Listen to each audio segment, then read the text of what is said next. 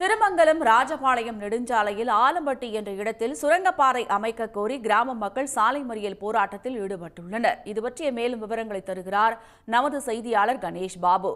கணேஷ் பாபு, தற்போது போராட்டத்தில் ஈடுபட்டிருக்கக்கூடியவர்களின் கோரிக்கை என முழு விவரம்.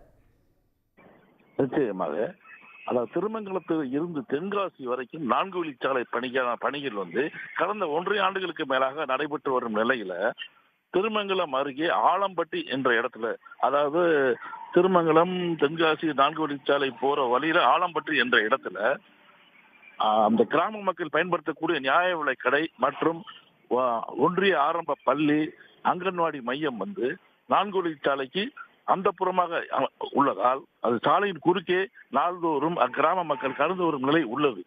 4 வழிச்சாலை அமைக்கும் பொழுதிலிருந்து ஆலம்பட்டி கிராம மக்கள் இது குறித்து சுரங்கப்பாலம் அமைக்க கோரி பல முறை மாவட்ட நிர்வாகத்திடம் முறையிட்டும் நடவடிக்கை எடுப்பதாக கூறி பலன் அளிக்காத காரணத்தினால் கடந்த குடியரசு தினத்தையொட்டி அங்கு கிராம சபை கூட்டத்தில் புறக்கணித்த அந்த கிராம மக்கள் சுரங்கப்பாலம் அமைக்கும் வரை கூட்டத்தை நடத்த விட மாட்டோம் எனவும் எதிர்ப்பு தெரிவித்தனர்.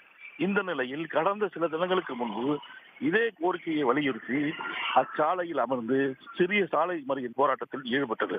அதற்கும் பலனளிக்காததால் ஏமாற்றம் அடைந்த கிராம மக்கள் இன்று காலை மதுரை ராஜபாளையம் தேசிய நெடுஞ்சாலையில் ஆலம்பட்டி என்ற பகுதியில் 300க்கும் மேற்பட்டோர், அதாவது பள்ளி மாணவர்கள் உட்பட ஒன்று திரண்டு சாலை மறித்து போராட்டத்தில் ஈடுபட்டனர். 30 மணி நேர போராட்டத்திற்கு பிறகு காவல்துறையினரும் வருவாய்த்துறையினரும் சம்பவ இடத்துக்கு உரிய நடவடிக்கை இருப்பதாக உறுதியளித்த பேரில் அப்போராட்டத்தை விலக்கிக் கொண்டனர். இப்போராட்டம் காரணமாக 30 மணி நேரம் அப்பகுதியில் போக்குவரத்து ஸ்தம்பித்தது. விரிவான தகவல்களுக்கு நன்றி கணேஷ் பாபு.